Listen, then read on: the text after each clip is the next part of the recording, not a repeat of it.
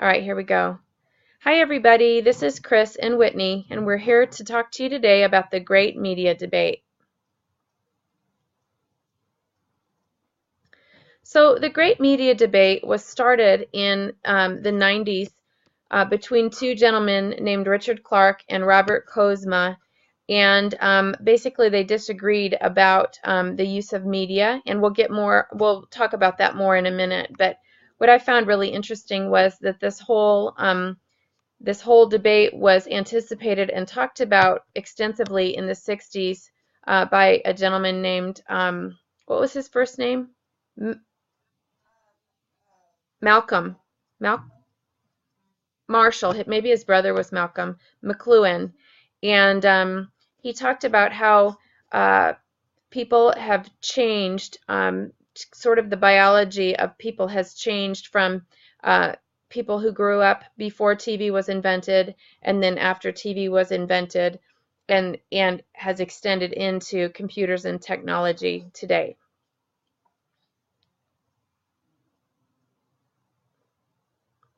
So in some of our reading, I kind of struggled a little bit with this sort of generic term media and like what does that mean? And so on the surface, I think media can be seen as technology or things that reach you like advertisements, television, film, um, apps on your phone, um, pop-ups on your computer screen. And something I kind of struggled with was his definition of the medium as this extension of our body or senses or mind, anything from which a change emerges. And I think the reason I struggled with this a little bit is because that's not how my brain is programmed to think and sort of process information. This guy was such an intellect and such a well-read and well-educated scholar, and I think his brain, it was sort of like that movie, what was that, An Incredible Mind or something, where I mean the way what? Yeah, yeah, yeah, Beautiful Mind. I mean, it's a different story, but I think some people's brains are just programmed to be big thinkers and sort of change the world.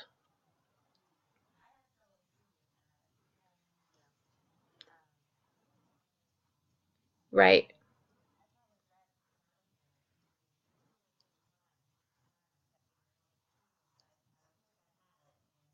right. You know what? I had the same experience. I was rereading things and I was rewatching the videos trying to get it. And then I finally, when I was doing some of the research, I found a blog where this teacher put it into language that I could understand, and then he related it to kids today, and that really helped. And that link is in our resources, but it really helped me kind of understand it.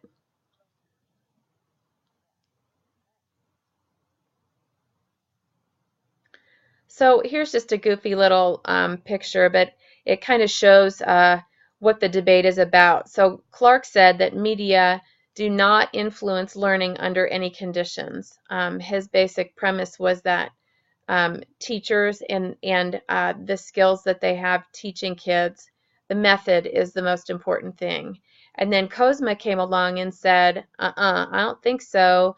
Media does influence learning and creates a different experience for different students, not dependent upon the teacher.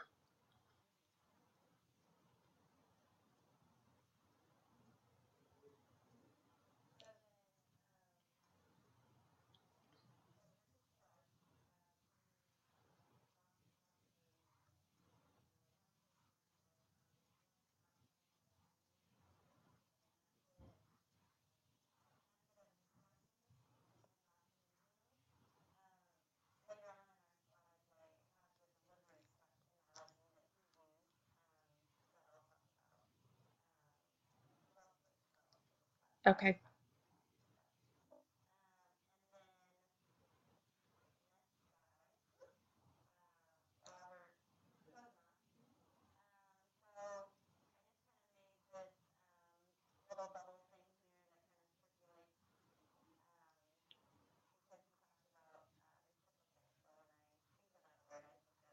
Right.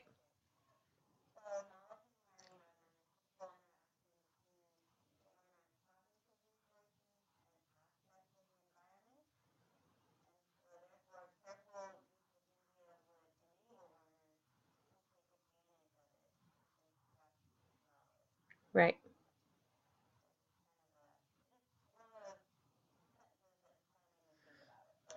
Right.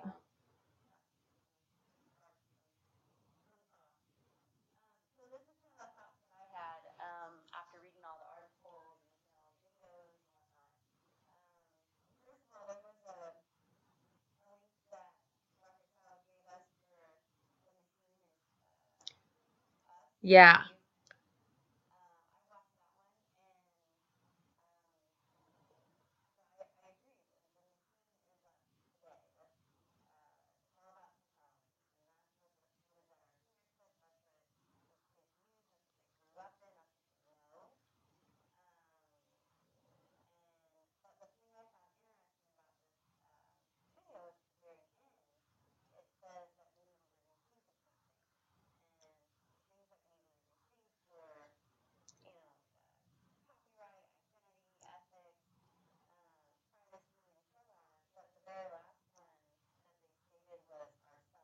Right.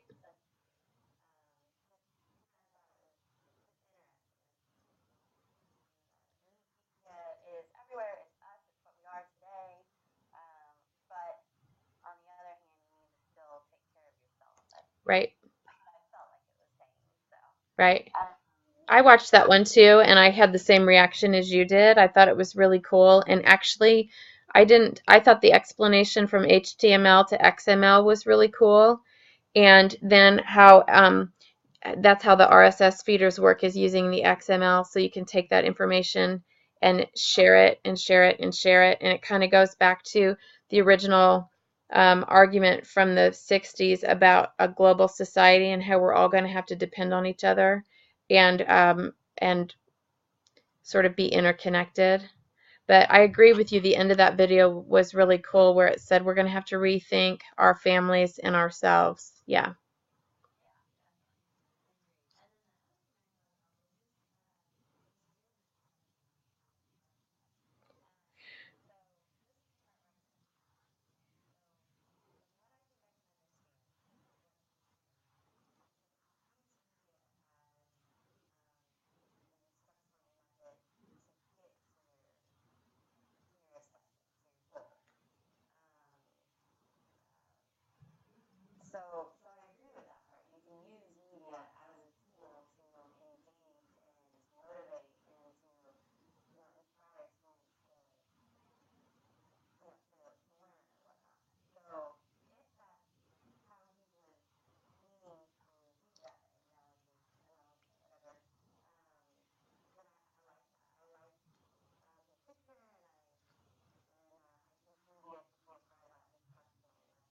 Right. Yeah, you know what? I had to, just like we talked about already, I had to reread it and really think about it. But I found something later that kind of helped me. It basically the debate is media versus method. And so I think Clark was the one who says method is the most important. And then what was his name? Kozak?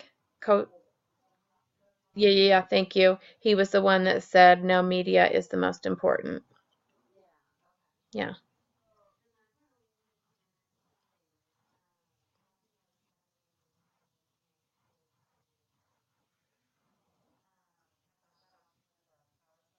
yep.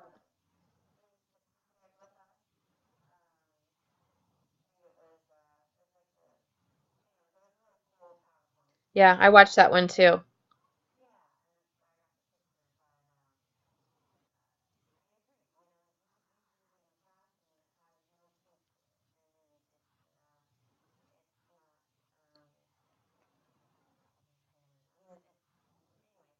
Yeah, I agree with you because later in that slideshow, she was talking about edutainment games like Math Blaster or I don't know, there's a million of them out there that sort of fall under the educational um, realm, but they're more entertainment than anything. I think their goal is not true inspired learning and changing your cognitive ability or whatever. So I totally agree with what you're saying.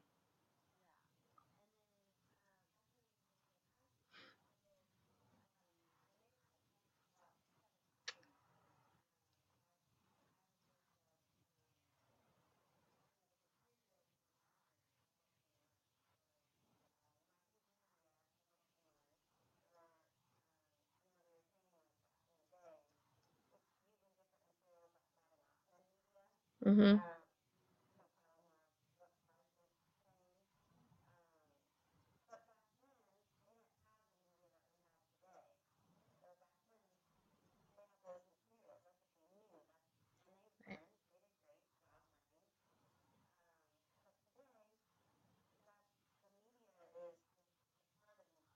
Right.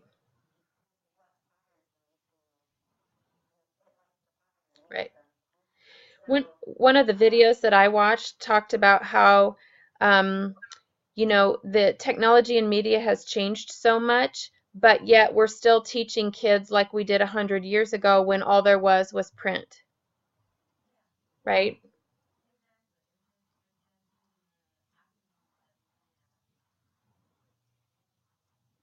Right.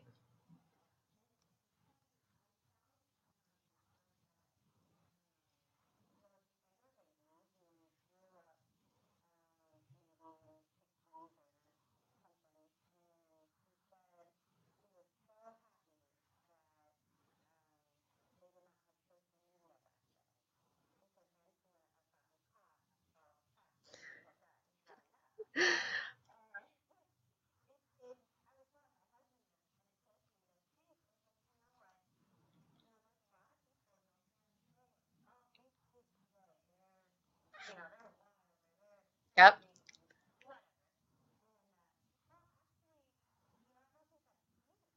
Right.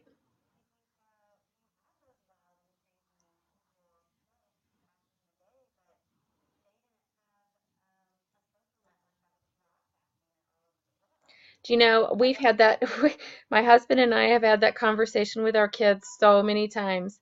Like, especially my son, because he's older, but he's getting, he just got his driving permit and he's at the age where he can go out with his friends without parents necessarily being there. And all the kids have their phones and they're taking pictures and taking videos. And, um, we try to impress upon him. Um, about it's how do we say it, like when we were kids, when my husband and I were kids, it's not like we didn't do anything stupid. It's not like we didn't make mistakes. The difference is that every single person we knew did not have a camera phone in their pocket, and nobody was taking pictures and posting them and recording video. And I mean, kids make mistakes. That's how we learn. And thank God, I mean, I agree with that picture on Facebook. Thank God that I did not grow up that way either, because I mean, nobody's perfect and that's a lot of pressure.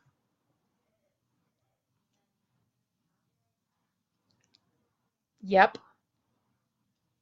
Yep. Right. Right. Right.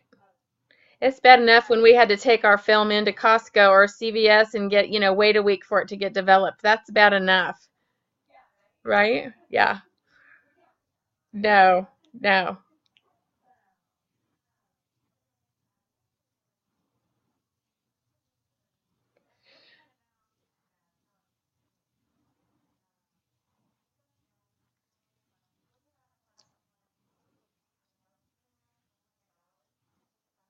Yes, I remember that. Yep.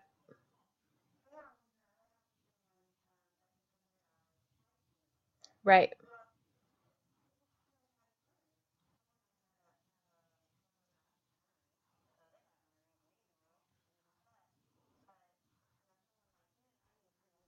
Right.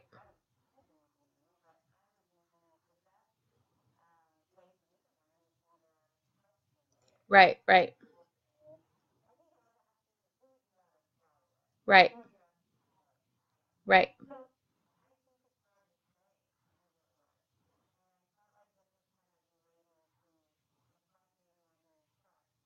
Right.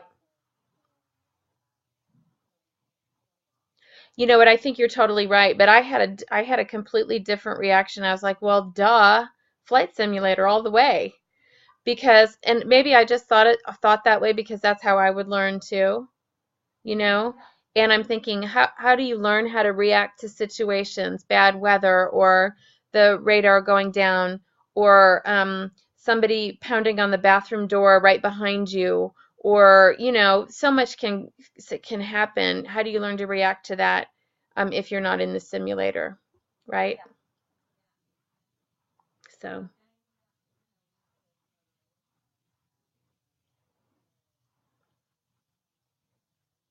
Right.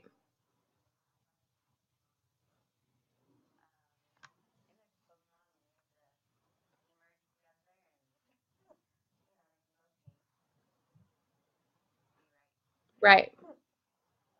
Right.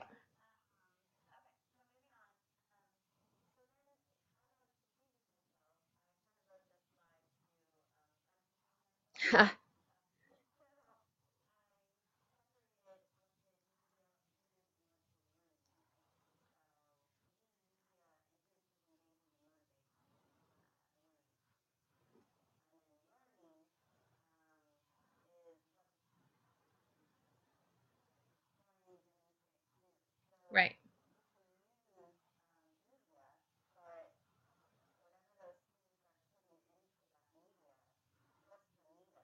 Right.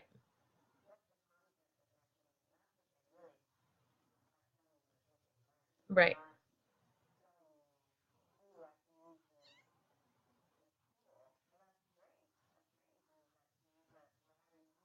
Right.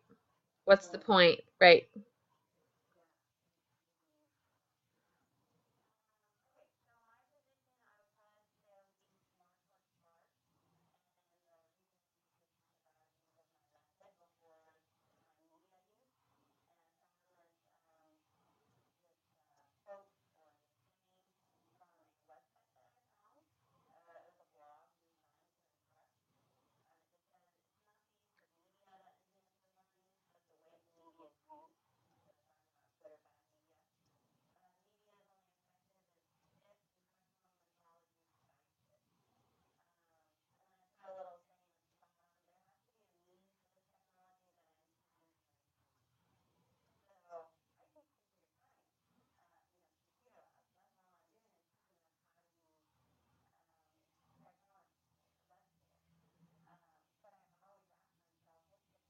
Right.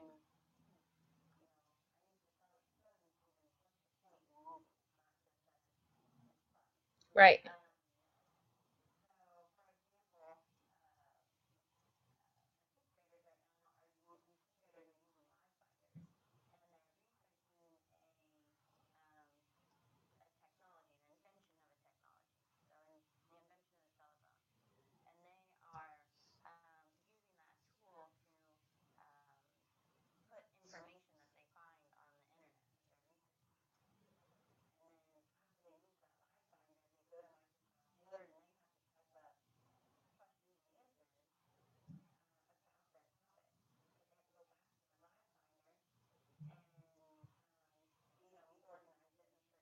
Right.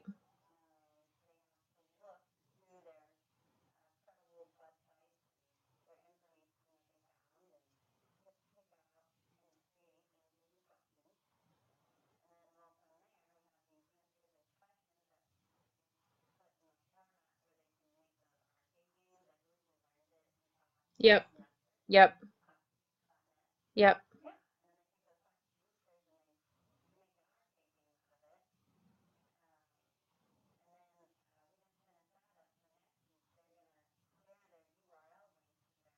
To their game. Cool.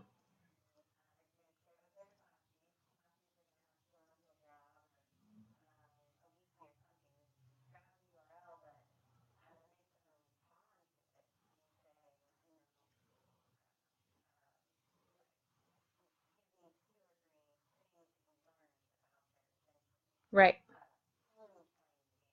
That's awesome.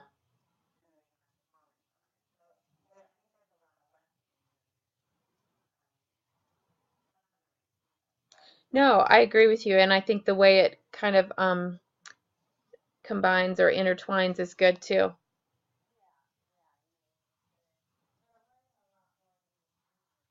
Right. Yep.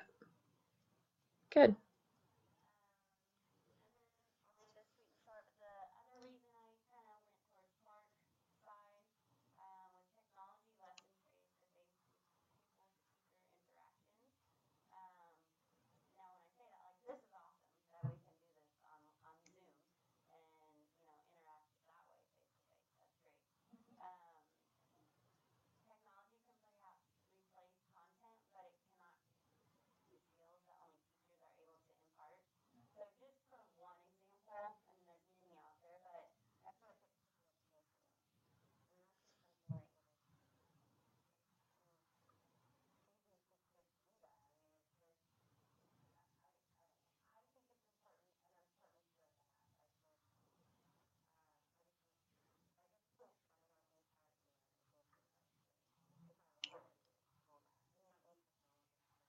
Right.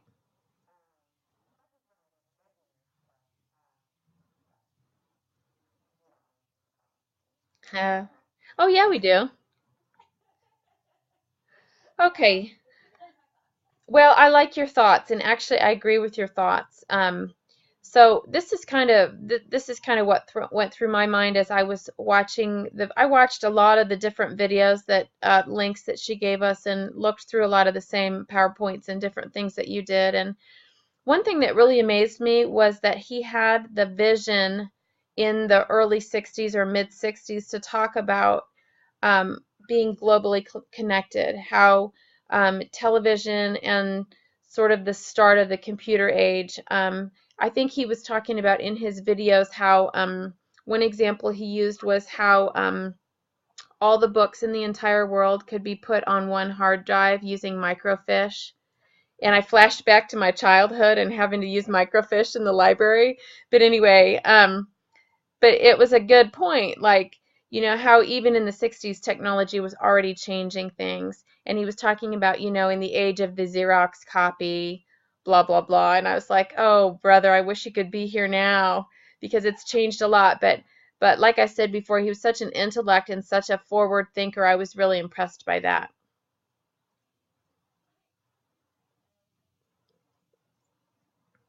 Um, and then I kind of referred to this earlier, but the big debate is really what's more important, or what should the emphasis be on, media or the method? And does technology really affect the learning process, or is the media just the vehicle for instruction? And I think we both agree that the method behind the madness is the most important thing. And technology is awesome, and it's important, but there has to be a purpose behind it.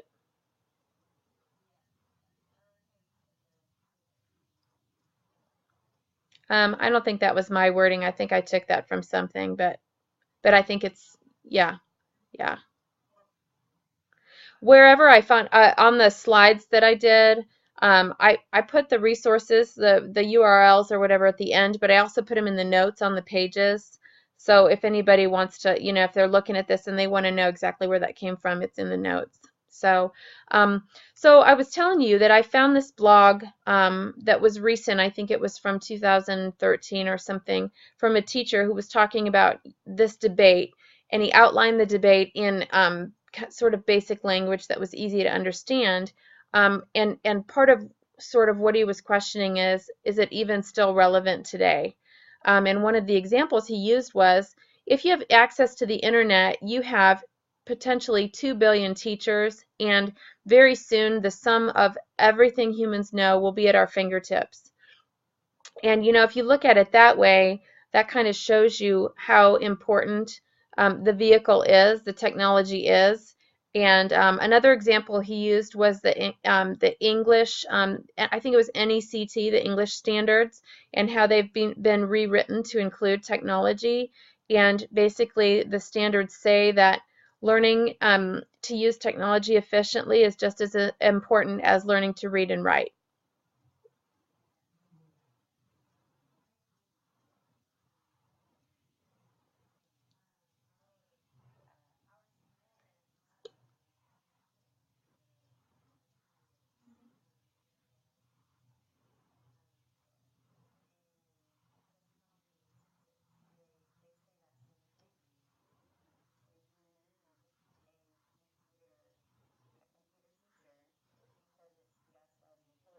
Right, right.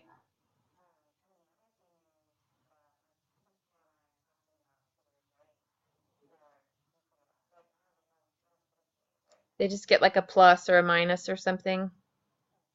They don't get anything. That makes it really hard for you to, it almost sends a message to the kids that it's almost not a real class, that it's not as important as the others. You know, I had the same issue at my school where the way my school works is different. Our kids have a daily report card, and so because um, the kids at our school need more one-on-one attention. That's why they're there. So they have a daily report card that they carry to each classroom, and the teacher writes their grade for for the class period, and then it also has a summary of what homework was turned in, what their scores, what their behavior was like in class, that kind of thing.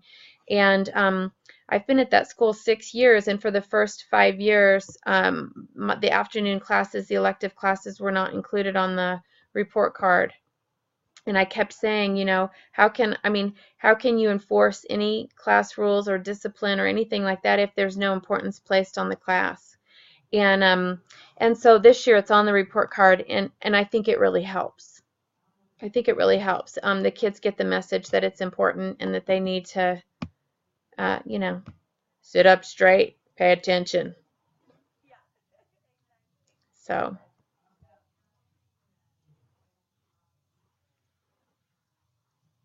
I hope so. Right now, my daughter's in elementary, and she just gets for all of their electives or whatever, not electives, specials they call them. They don't get a letter grade. They just get like a plus or a minus or a caret mark or something like that. And there are different elements. They get like an overall plus or minus, and then there are other things about certain goals that they're supposed to be meeting, that they're rated but not graded. Yeah, yeah. I'll shoot you a picture of her the next time she gets her report card.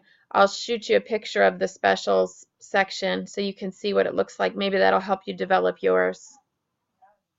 Yeah. So, um, so the blog that I referred to was talking about 21st century skills and kids today, and we read and talked about Prensky a lot in the last couple semesters, and how he refers to kids today as digital natives, meaning that they've grown up with cell phones, iPads, internet. They don't know a world without those connections, and um, they quickly will, you know, hop on their phone or their laptop or something and Google an answer instead of asking someone or having a conversation. And I think this also is what we talked about before too. It's really to benefit kids and get them prepared. It's forcing teachers to have to reach them in a different way. You know, you can't reach them the way you did 50 years ago or 20 years ago or even 10, 15 years ago. You know, it's a different world, and you have to reach them in an interactive way.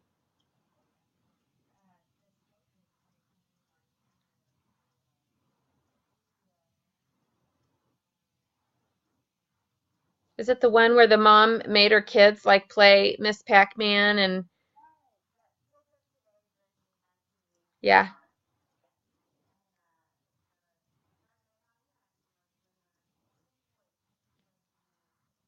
yeah, yeah.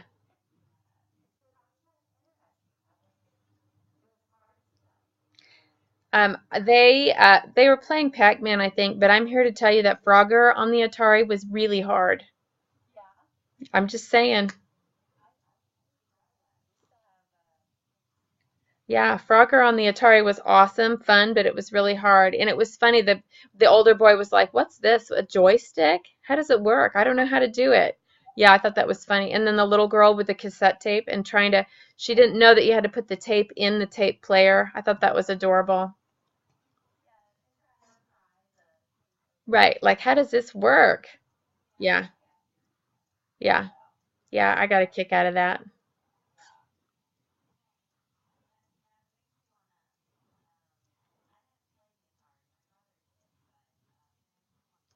Yeah, it's fun, and it's fun to go old school every once in a while.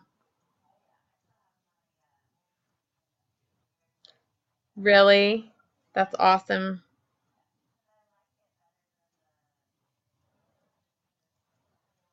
Right, right. So funny. No, you're good. You're good.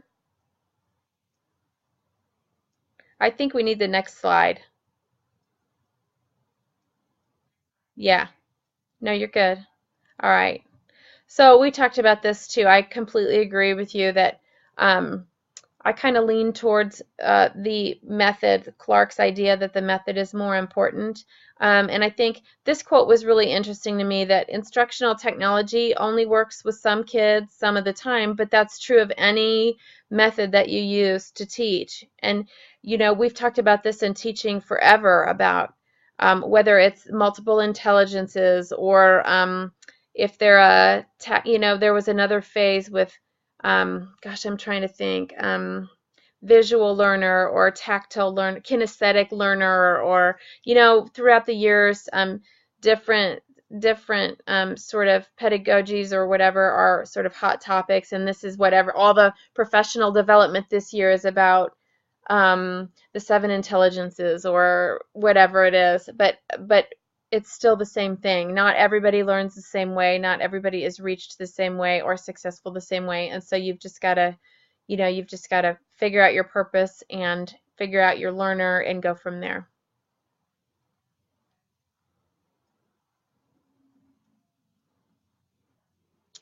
Yep, we agree. I think you just said that. We agree that teachers cannot be replaced by technology, and technology must be used with a purpose. So, to sum it up, I think we both are leaning more towards the Clark side, that you know, there has to be a method behind the madness. There has to be a distinct purpose for the technology or the tool that you're using.